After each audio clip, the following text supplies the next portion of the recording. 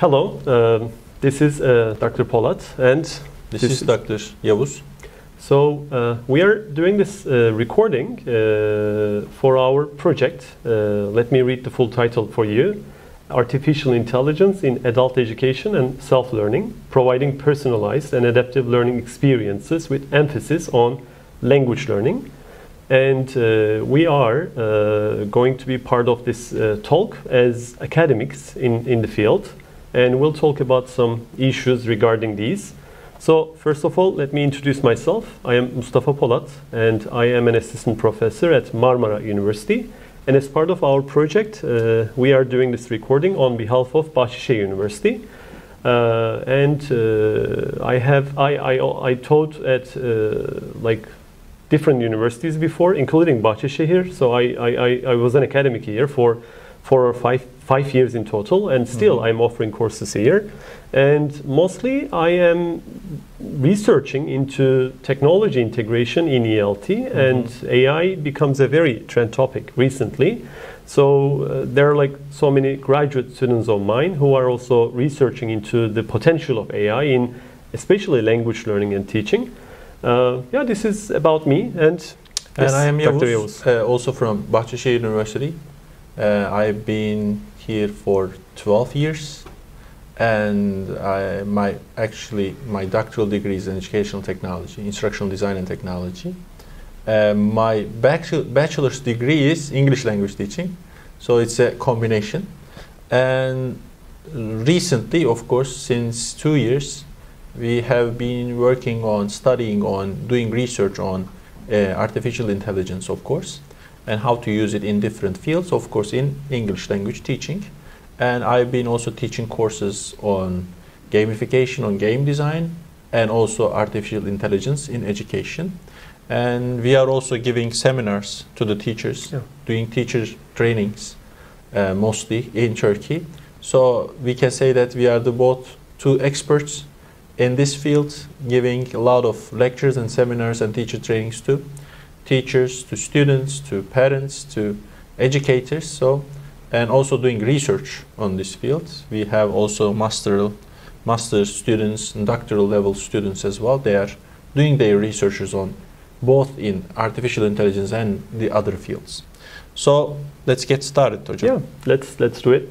So Dr. Yavuz can be modest sometimes, so he is one of the most influential figures actually in Turkey when it comes to technology integration, especially gamification, and also recently, of course, the integration of AI. So Dr. Yavuz, I'm going to start with our first question. Okay. I wonder about your opinion on that. So could you elaborate on the potential of AI in personalized and adaptive learning experiences for especially adult education? Okay, there is a big potential actually. I give an example like this when I talk about personalized education. So when we enter Instagram, for example, and when we look at the Explore page, we see our interests. We see those Explore page comes out of what we like, what we love, what we see, what we watch, what we share, who we follow, and where we are. Based on those data, this Explore page comes up, and it is totally us.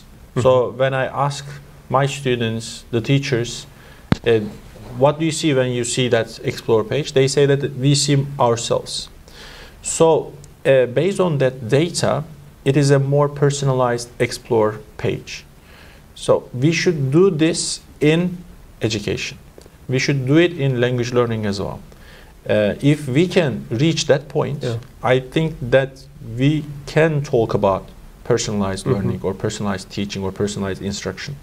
Until that time, and by the way, that data may come from in education from what we did in our, for example, quizzes, what we did in our exams, what we did in our homeworks, what we did in our assignments. Based on the data, that Explore page may change, and it can also tell us, because there is a machine learning over there, it can also tell us what we are going to be in the future as a potential, maybe a potential job or a potential career. So I think until that point, we need a lot of data, to, of course, to feed that personalized learning. But I think we have that data, but we don't use it properly. Yeah, I think educational labs just, like usually come after the commercial Exactly. ones. Exactly. So I'm sure in the near future, I mean, if there's investment in it, there will be some. I think there are some examples of that, but they are doing, I mean, especially in language learning. I mean, I'm also an academic in the field. So I mean, everybody knows Duolingo. Yeah. And Duolingo presents content in a customized way. I mean, no user like sees the same content, not in the same sequence, let's say. I mean, they see similar content. But of course, I mean, when it comes to, like the potential of it in terms of language learning, I mean, the app itself is a little bit mechanic based on translation. So if it's based on use, and if this can be also done in the other fields of education as well, Exactly. I also believe that that's going to hold a great potential. Right now, I think we are not there yet. So, but the problem is that Duolingo doesn't know what I like. Yeah. But Instagram knows what I like. So the content, let's say that you're going to read a passage, let's say, in language learning. That passage may come from your interests. Yeah. Then the people, the adults or the students can read it better than a passage, let's say, based on... but the problem is, Professor, that in Duolingo, you don't see the passages based on your interests. Let's say you are interested in art, but Duolingo doesn't show up a passage based on art. It can create a passage based on, for example, biology. So we actually need more data in order to create a personalized environment for that student or for an adult, so that we need to read what we really like to read. I think we need that. Yeah, that's very true. So then we can just call out the investors here, saying that, I mean, this is what is needed in the field. Exactly. Like in the commercial field, there are applications actually doing that, like in social media, based on fashion and clothes, maybe, or eye color, hair color, whatever. So we need the same thing in education as well. So I hope there will be investors like. So maybe there field. might be an app, let's say, taking that data from Instagram and using that data in order to create a more personalized environment for learning. I think that time it's gonna be a success. Yeah, that's true. So as you have just mentioned that, because like social media is some sort of privacy and we have education on the other hand. Normally there was a different question, but since you mentioned that, maybe we can talk about ethics here. Like, how do ethical considerations come into play when integrating AI into adult education, particularly in terms of data privacy and algorithmic bias? So, let's talk about data privacy first. I think that is the most important topic that we should discuss in maybe in 5 years, because we don't know how our data is used. Yeah. We just use ChatGPT, we just use any other tools in order to ask questions and get responses. But we don't know how they are actually using it. For example, when I ask or I add or I upload some files to ChatGPT or any other Gemini, it can be your Copilot, and we don't know how they are using it. Yeah. Actually, we also don't know how they are using our social media data as well, but we are just allowing them to use it. I think in terms of data, people are going to be more, let's say, they're gonna, at some point they're going to think that this is my data and you cannot use it. It's going to be something more valuable, I think. And in order to use that data, maybe in future, those companies may pay to the users to use that data. Then people start to get paid for their data. We don't know, of course, but I think in future it's going to be like that. But in terms of ethics, yes, using those responses in other fields, or we know that people are using ChatGPT in order to get a job. and in job interviews they are using them, and they are asking some interview questions, and people are opening just ChatGPT and then responding back according to the ChatGPT's answer. So it is not, of course, ethical, but people are using it for their own purposes, of course, and we are going to use it. We cannot just stop it to use it, but I think we need some regulations in that sense. Yeah, for sure. And the companies or the investors or the entrepreneurs, I think they can be more transparent about this maybe in the future. I mean, it's so new right now. Like AI has a very long history, of course, like, I don't know, maybe 50 years. But when we consider the recent applications like ChatGPT or the others, it's only 3 years or something. Exactly. So maybe we still need time there so that we have regulations, we have policies. And I think we also just see just the gist of it. I think there is more than that. And that's also true. I think they're using those data to do more things. And I think we are now talking about ChatGPT 3.5 or 4 or 4.0, but I think they're already ChatGPT 10 or 11. But we don't know it. And they're also being trained on our data again. Like so we are now talking about that people, like 1.8 billion people are entering ChatGPT. 1.8 billion. Yeah, that's a huge number. And daily it is 200 million people. So 200 million people are entering or asking something to ChatGPT, and that is a very big data. Yeah. And even, I mean, it's also like amazing or surprising, like to like know that compared to other apps, like very popular ones like Instagram, TikTok, I think ChatGPT in like 2 months, it's the fastest growing app, accessing how many? 100 million people in only 2 months. So correct. That's why, I mean, it holds a great potential there, but ethics. And also our behaviors are changing right now, and we are seeing it. And we were using Google more, and now we can see that our searching behavior is changing to ChatGPT. Now people are not searching Google. Now they are using ChatGPT to get answers, because Google is just listing, but ChatGPT is just giving the answers. So our behavior is also changing right now. What about the other point, Hocam? Algorithmic bias. So what do you think about that? Like, I mean, Professor, I mean, we provide the data for ChatGPT or other like AI tools.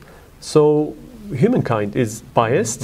So is it possible that this is going to remain the same as well? Or do you think there can be done something about this as well? So how can we handle the algorithmic bias?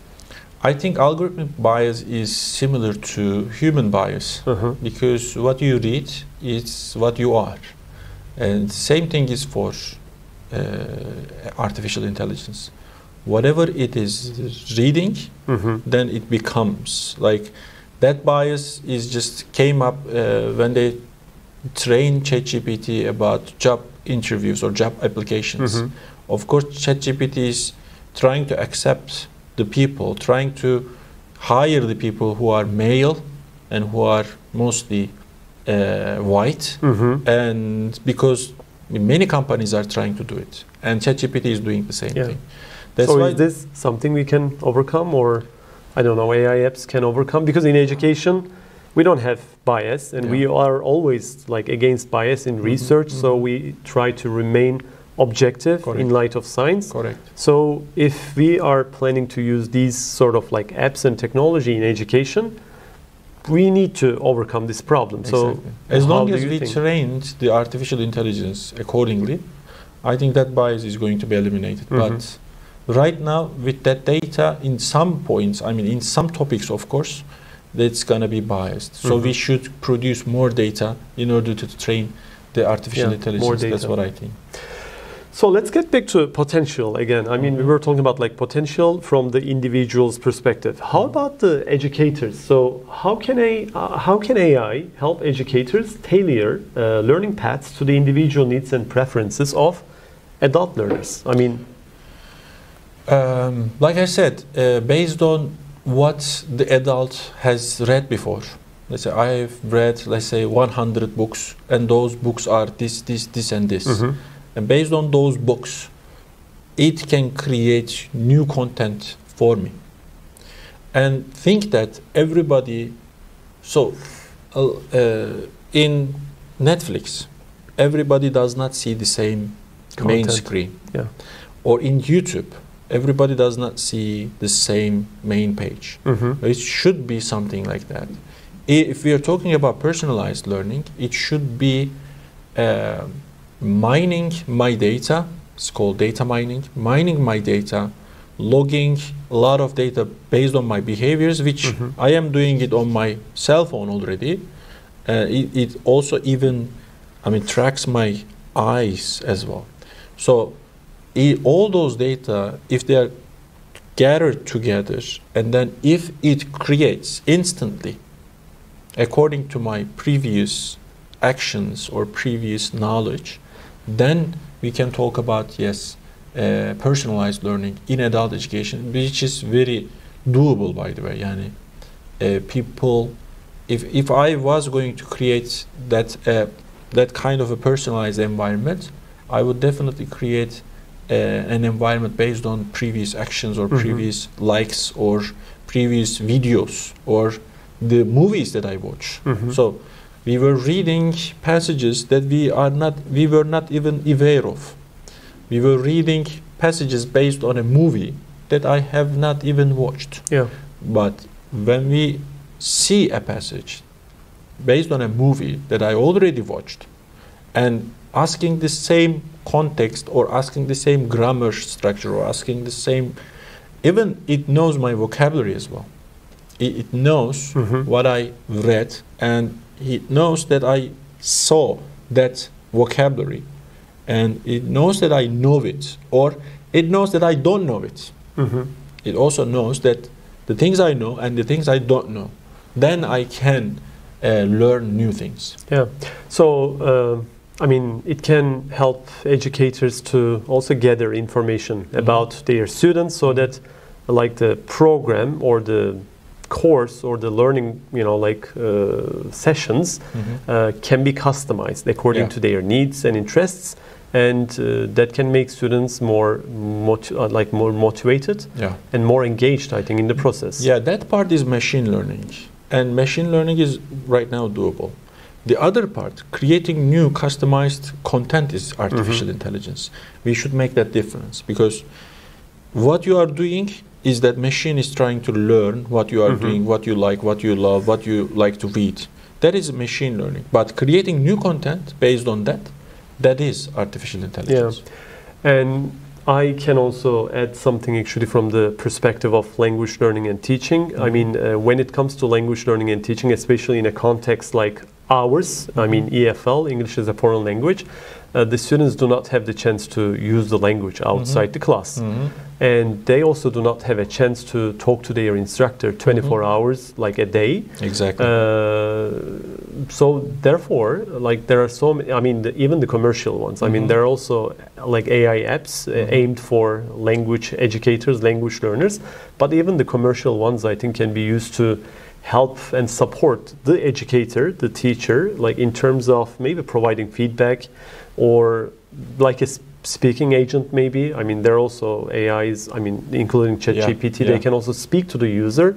So all of these, I think, hold great potential for language learning and teaching. And if the teacher or the instructor or the educators can plan the process very well, including templates, including guidelines and everything, because the learners actually, even the adult learners may not have an idea of how they can use it. They just ask the question, and the prompts are really critical indeed, like prompt writing. That becomes a different field. So when they are guided by the educators, and for this the educators should be aware of the potential of all these apps, then it can really support the educator to a great extent, as I said, especially in language learning, because speaking, writing, those are the two problematic areas when it comes to English language learning or foreign language education. So this can be really beneficial for educators in the field of language education as well. But the problem here is that the student or the adult should want to talk with AI. And that motivation is required. If the adult doesn't have that motivation, then he or she never use that artificial intelligence for that purpose. So I think in that part, the teacher takes a big role here. Yeah, of course. The teacher should say that, okay, professor, or okay, Mustafa, let's do it. Come on, let's do some practice. The teacher comes into that part. But normally, right now, for example, we have ChatGPT and we can talk to ChatGPT, but we don't want to do it, or an adults don't want to do it. So there should be that motivation, and in any time, a ChatGPT would never say, "Come, Mustafa, let's do some practice." Yeah. Never tells that. Maybe there's going to be some educational apps in the future, but right now actually it doesn't do that. That's why educators are really needed in the field as well. Exactly. Because I mean, one of the prominent frameworks like in the field is like TPAC. I mean, T is like the technology aspect. Like technology is there, it holds a great potential, but by on its own, it doesn't mean much. So there needs to be also pedagogy in it, and that's what is missing in terms of learners, of course, because they don't have any expertise in pedagogy. So this is when educators, of course, come into play. So they need to plan the integration of all these apps in such a way so that, as you said, I mean, students or learners are more motivated, and they would have this desire or I mean, like motivation to use it. Otherwise, I mean, they'll just use it for their maybe assignments or like things, but not for like authentic support in the process of their learning. So, for example, MOOCs, we know that MOOCs, massive online open courses, which are mostly for adults, and we know that there is a big percentage that people, students, adults, they drop out the courses, and those courses are given by the professors from Stanford, MIT, Harvard. Those professors are giving those lectures. They are asynchronous, they are online, and the question is why they don't take a lot of courses from those MOOCs. And we look at the dropout rates, and it's very shocking that it's 96% of the students who are taking those online courses, they drop out those courses, and they are adults. But if you ask people, everyone wants to be a student of Harvard or those prestigious universities. The courses are there, but and they are giving certificates. But when we ask why those courses are dropped out by the adults, then we have the answers. Those answers are like, there is no interaction, I cannot ask questions or get reply instantly, there is no sense of belonging, there is no class, I don't have any friends to ask questions. So those are the things that artificial intelligence cannot do. Yeah, and that's true. I mean, that's why maybe like we can say that, or we can assume that in the near future, we need like, this live teachers teaching the course, planning the course, delivering the course. And like because there's always students as well. Yeah, there's always students as well. We need it because we need that sense of belonging. We need that classroom. Let's say classroom to learn things, because while we are talking about something or while we are answering a question, we also listen to what others are thinking as well, and it also a chance to learn new things. So we need that. Let's say we need that assemble. We need that a party. Community. We need that community. Exactly. That's right.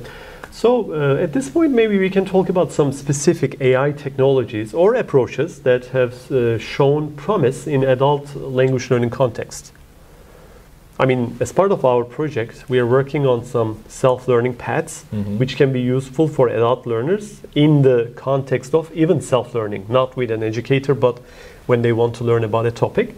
But I mean, as academics in the field, maybe we can also talk about like specific AI technologies or approaches that you can think of.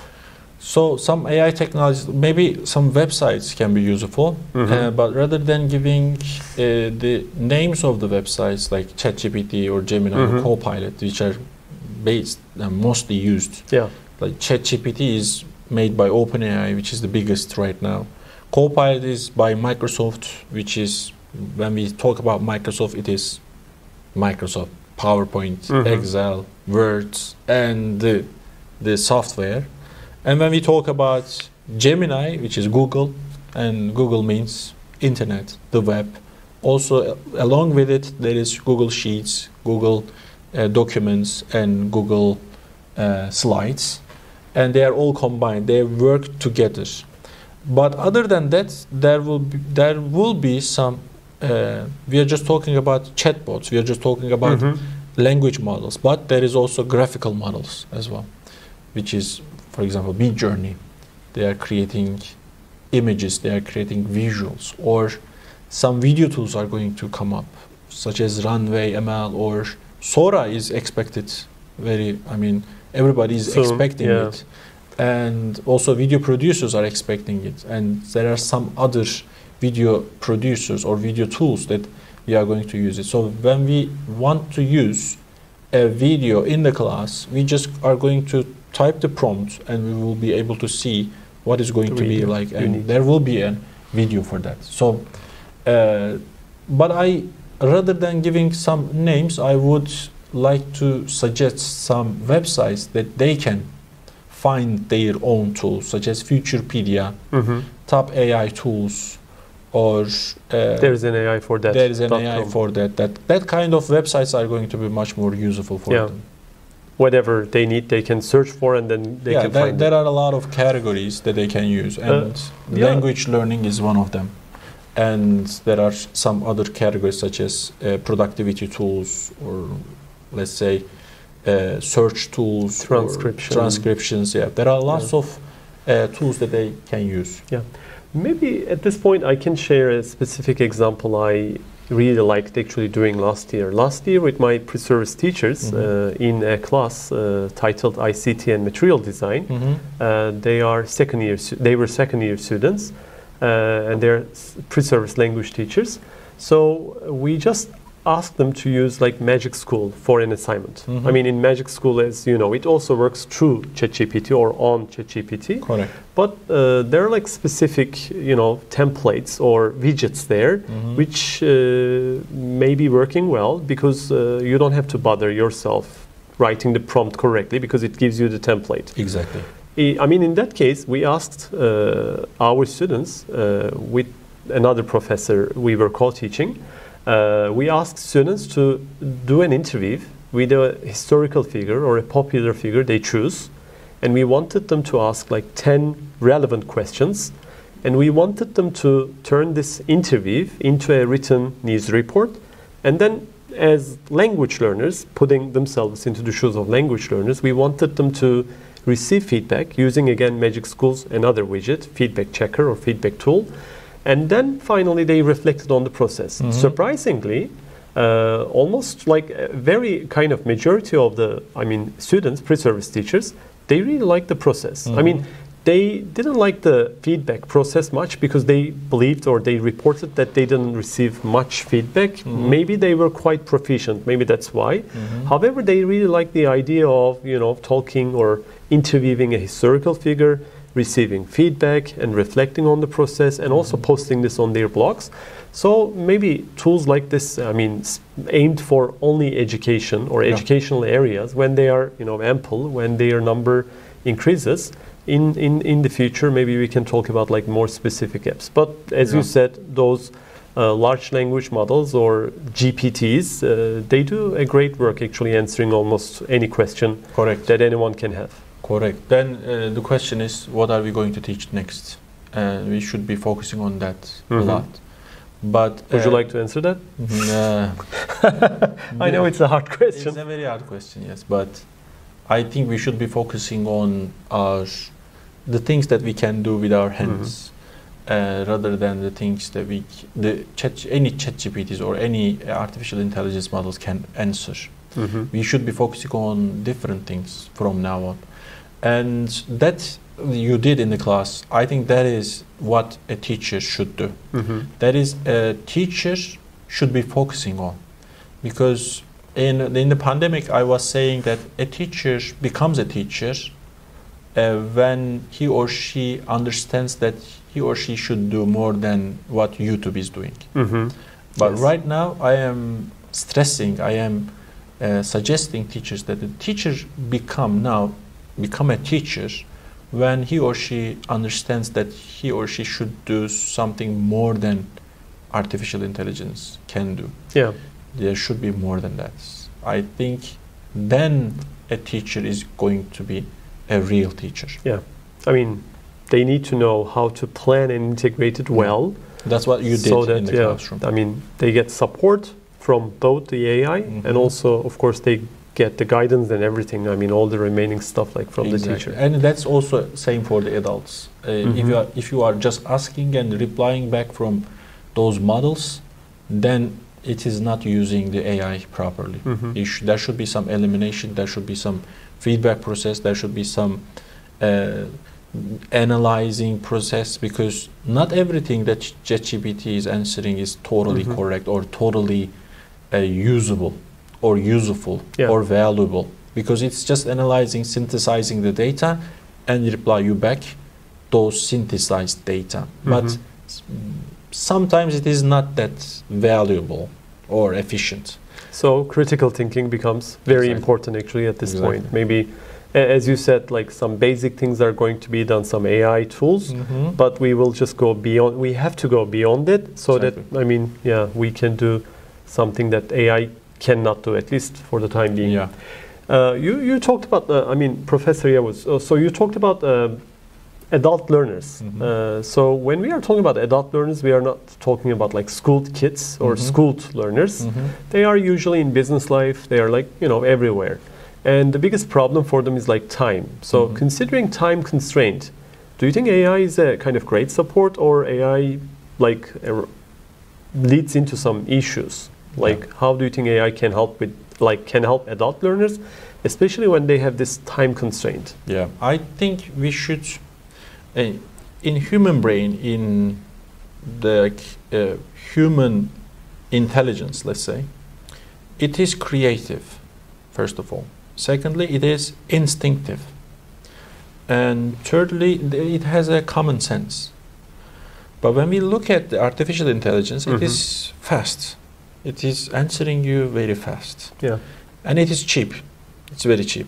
For example, when we need translators here to translate different languages, for for 1 hour, you have to pay for $1,000 or $2,000. But if you pay $20 per month, and it can translate you in any language that you ask. Also, it is very cheap. And it is also scalable, and it's also consistent. It is mostly true. It is mostly doing correct things. So what we need to do is to combine these two, human intelligence and artificial intelligence, and create a hybrid intelligence so that we can use them effectively. If we have time constraints in that sense, yes, we should use artificial intelligence to minimize our time and maximize our potential. Then with that time, I can do a better thing. With that time, I can use it for myself or for my development or for something that is more valuable. That's what I think. And the other, I mean, you also mentioned that you had a kind of background in language learning and teaching, and you have many graduate students actually from that field of education as well. What about the proficiency levels? I mean, most AI tools actually are better and working well, and better again, in English language. But when, especially, I mean, in language education, I mean, most of it is based on English language teaching. So considering this varying proficiency levels, how do you think, you know, adult learners actually can overcome this problem? Or is this a problem? I think it is based on the prompts. As long as you ask it what level you are, it responds you back accordingly. So if you are A1 level, it replies you back accordingly. If you are C1 level, then it replies you back accordingly. I think it is based on the prompts that you should, I mean, you are directing that AI. And if we have that kind of artificial intelligence app for language learning, I think it will understand you better and replies you back accordingly. That's why I think there will be much more apps or much more websites. A lot of websites are going to come up for language learning, I think. Yeah.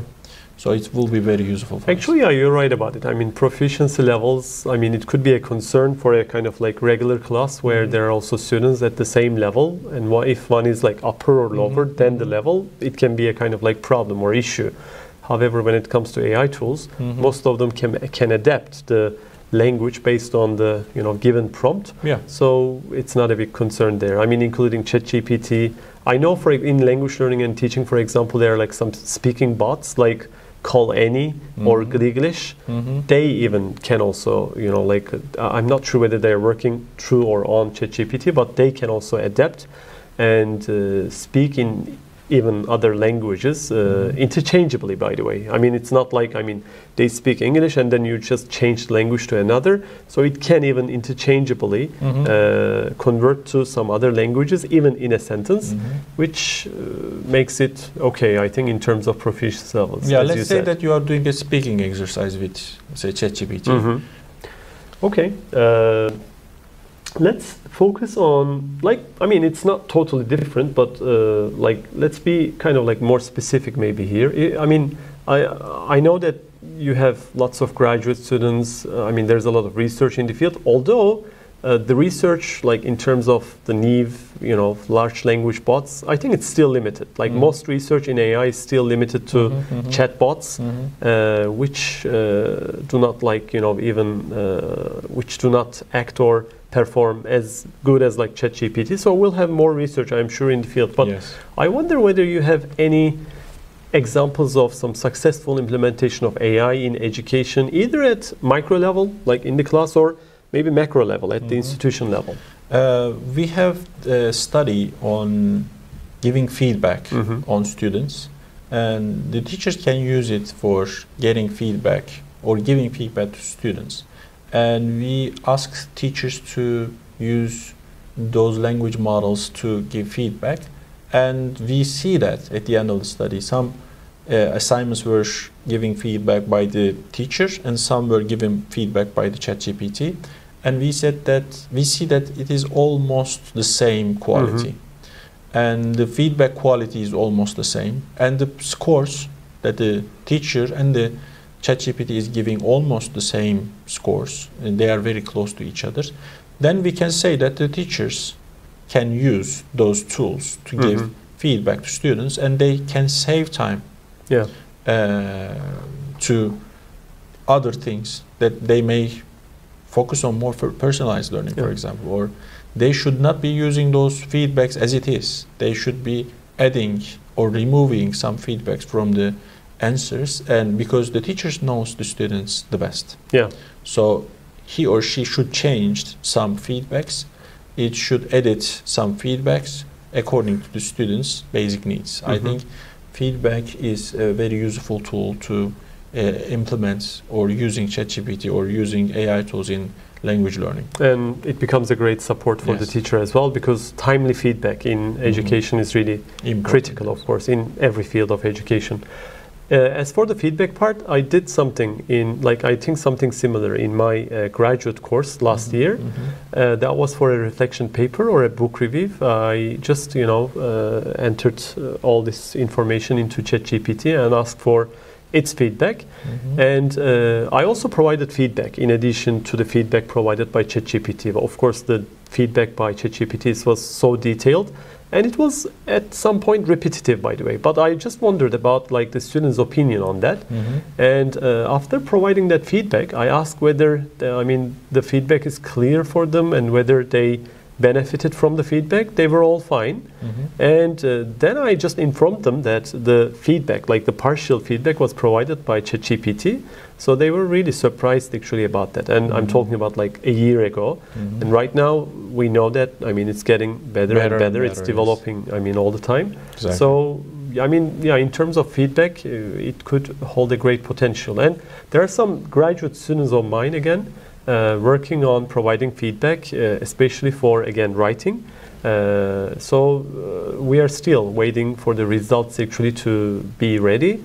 But overall, I mean, considering the process, usually students seem happy with the feedback, because usually when we consider the feedback research actually in English language teaching, we have peer feedback, we have feedback from some digital tools, especially Grammarly.com was quite popular, but it wasn't as qualified, or it wasn't as developed as the tools that we have today.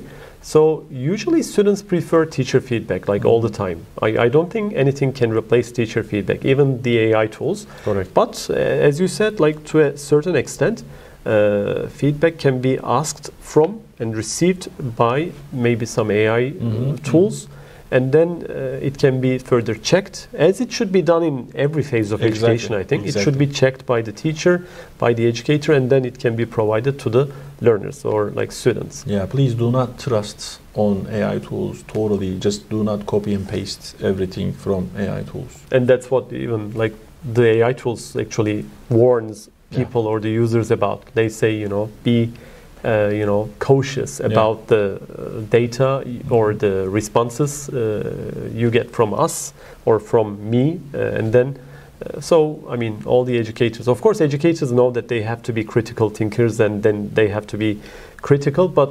learners have still a way to learn about it. Correct. In my opinion. Correct. Okay.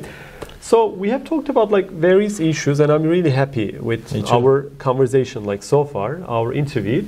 So I have just one more question, of course, and this question is about the future. All right. So looking ahead, what trends do you foresee in the intersection of AI and adult education, especially concerning language learning? But it doesn't have to be language learning, it could be different fields of education.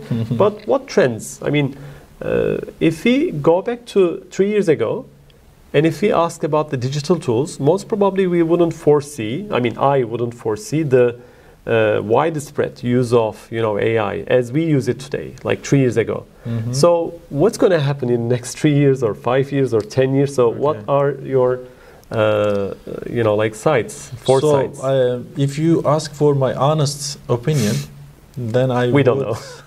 I would say that there will be not any more language learning. There will be only the language learning for your own mother tongue.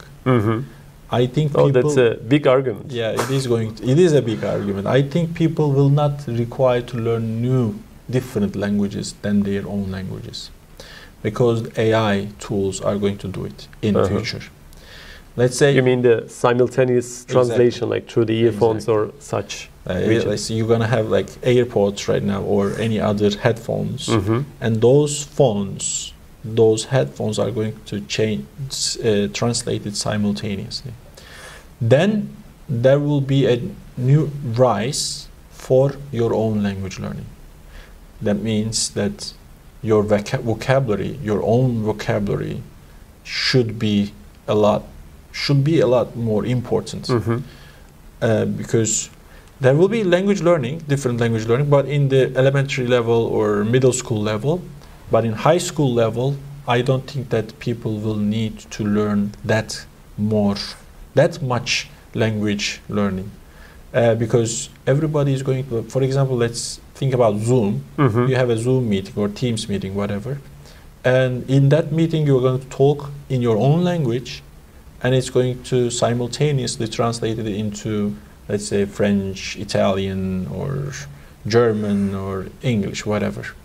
And when they talk, that translation is going to be made for you.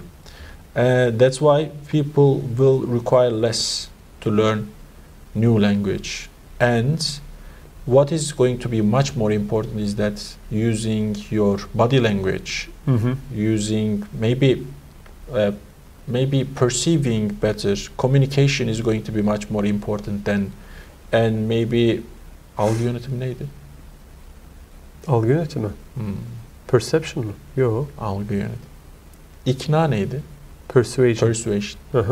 Maybe persuasion is going to be much more important skill, or maybe deceiving people or trying to deceive people or trying to convince people is going to be much more important skill than learning a new language. So opinions and original ideas would matter maybe more rather than the way you express them. I mean, of course, the way you express is still like critical, Important, yes. but in which language you express it, regardless of the Correct. languages, maybe opinions like would matter maybe much. Correct, because that GPT models are going to translate you, Mhm.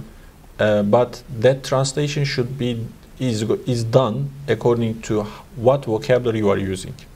That vocabulary, if it is advanced vocabulary, then it is going to be translated in an advanced Mhm. level.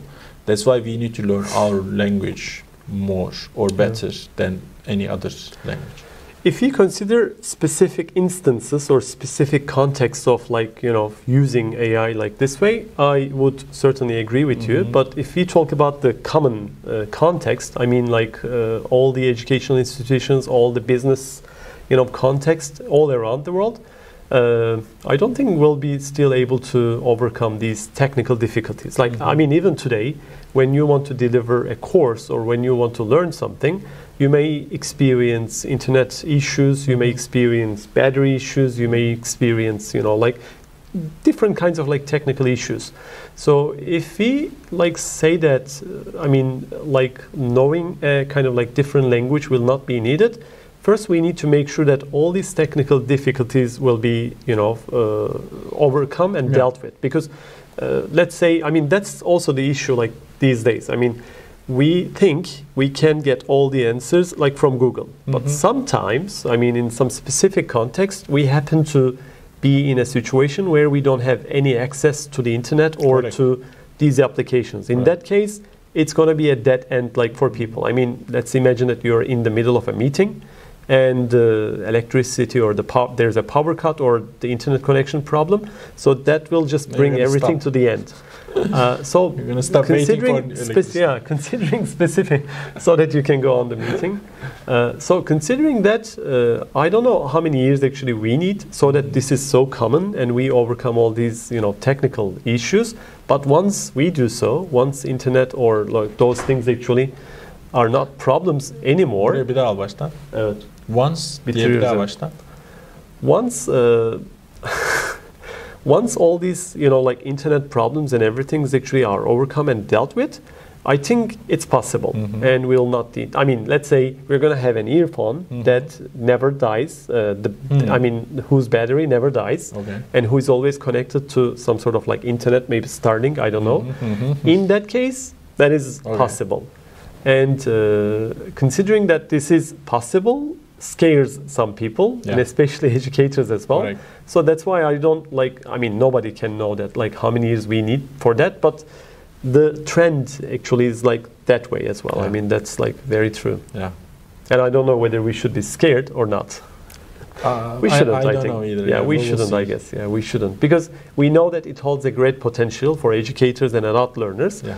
And in our project, we also, as like we mentioned before, we are trying to work on some self-learning paths in which AI is integrated successfully so that learners can learn about any topic they like, including physics, including science, including maths or language. So, I mean, hopefully we'll also have some guidance for our potential, you know, users and learners as a result of this project. And I believe this has been a very fruitful and beneficial talk for the people who are also interested in the topic. Yeah. So, Professor Yavuz, thank you for all the opinions and information you shared with us. You're welcome. I also thank you because you also give a lot of valuable insights as well. And yeah, we can also thank for this opportunity as well, because as like we said, we are doing this as part of like our project, and it has been really nice to have this chat, to have this interview with you. All right. Thank you. Thank you.